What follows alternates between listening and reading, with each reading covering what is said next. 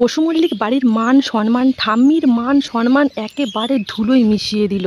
তাও কে না, ঠাম্মার সবথেকে প্রিয় নাতি স্বয়ং তেজ বসু মল্লিক, যে বসু মল্লিক ফ্যামিলি এবং বসু মল্লিকদের যে ফ্যাক্টরি তার সব কিছুর উত্তরাধিকারী। ঠাম্মা যাকে বিশ্বাস করে নিজের জীবনের সব কিছু ত্যাগ করেছিল, সেই আজকে ঠাম্মির এত বড় ভুল ভেঙে দিল। আর শুধু ঠাম্মি কেন বলবো, এই গোটা বসু মল্লিক পরিবার, এমনকি সুধাময়ী, সেও আজ যেন দিশেহারা। হ্যাঁ বন্ধুরা, এমনটাই দেখতে পাবো শুভবিবাহ সিরিয়ালের আজকের পর্বটিতে। ফিমনের কথা বিশ্বাস করতে না পেরে ফুদাময়ী তাকে গালে এক ঠাস করে চড় মারে, কিন্তু এইখানেই ক্ষান্ত নয়।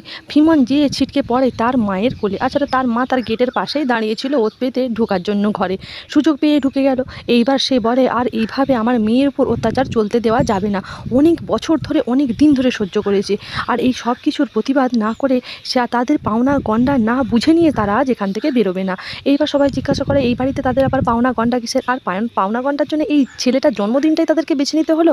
এইবার জানায়, হ্যাঁ এই জন্যেই এসেছে, কারণ আজকে 10 বছর পূর্ণ হয়েছে চিরকুটের। সবাই ভাবতে থাকে চিরকুটের সাথে ফিমনের কিসের সম্পর্ক, সে আবার কেন তার দাবিদার এখানে এসে এই সব কথা বলছে। তারপরেই পুরো ব্যাপারটা খলসা করে বলে ফিমন এবং তার মা। বলে, আজ থেকে 10 বছর আগে ফেজের যে, আজ থেকে অনেক বছর আগে কলেজ লাইফে ফিমনের সাথে যে ফেজের সম্পর্ক হয়েছিল, সেই সম্পর্কেরই ফল হলো এই চিরকুট। এই কথা শুনে সবার মাথায় যেন আকাশ ভেঙে পড়ে, সবারই পুরো গা হাত পা থরথর করে কাঁপতে থাকে, কিন্তু কেউই প্রথমে ফিমনের কথা বিশ্বাস করে না।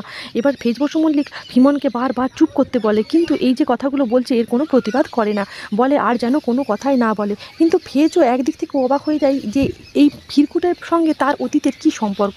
তারপরে বলে যে তাদের কলেজ লাইফ থেকে যে ভালোবাসা তৈরি হয়েছিল তার ফলে এর জন্ম হয়, কিন্তু এইটা ফেজ বসু মল্লিক জানতো না।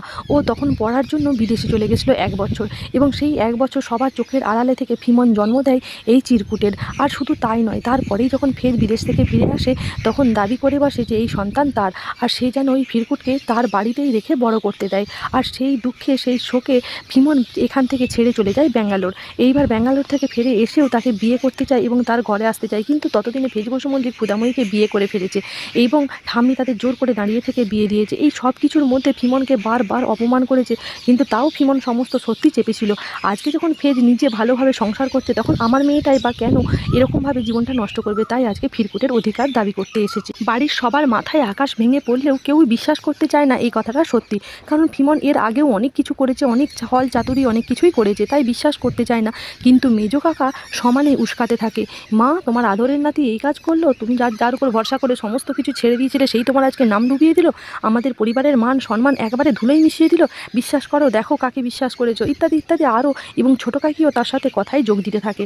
যাই হোক, এইবার ফেজ বসু মল্লিক আর এত কথা সহ্য করে না, সে হিড় করে ফিমনকে টানতে টানতে ওপরে নিয়ে যায় এবং তার ঘরে নিয়ে যেয়ে দরজা বন্ধ করে দেয়। ফিমনকে জিজ্ঞাসা করে কিসের জন্য সে এই কাজ করছে, তার কত টাকা লাগবে। এইবার ফিমন বলে সে তো এতদিন ধরে একটাই জিনিস চেয়ে এসেছে, সে হলো ফেজ বসু মল্লিককে তার স্বামী হিসাবে, আর সে যদি সেইটা পেয়ে যায় তাহলেই তার আর কোনো কথা হবে না, মুখ বন্ধ। আর ফুদাময়ীকে যে সব ভালো করে বুঝিয়ে দিয়ে এই বাড়ি থেকে বিদায় করেই ছাড়বে, এই কথাও জানায়। তারপরে ফেজকে বলে, তুমি তো এত সত্যি জানতে না, তুমি কোথা থেকে জানলে? এইবার ফিমন বলে যে চিরকুট আসলে পারমিতার সন্তান, আমি যদিও তার নাম জানি না, কিন্তু তোমার কোনো একটা প্রয়োজনে তুমি এই সত্যিটা গোপন করেছো। যদি বাঁচতে চাও তাহলে তুমি আমি যেরকমভাবে বলবো সেই রকমভাবেই আমার সাথে চলবে, আর নইলে এই যে ফিরকুটের সত্যি, ফিরকুট যে পারমিতার ছেলে, আমি সব কিছু মিডিয়ার কাছে বলে দেবো। ফেজ এমন একটা বিপদের সম্মুখীন হয়েছে, সে এই অবস্থায় কি করবে সে জানে না, তাই বাধ্য হয়েই ফিমনের কথা মেনে নেওয়া ছাড়া তার কোনো উপায় থাকে না, এবং উপর থেকে নেমে আসে ফিমনের কথা শুনে বাধ্য হয়ে।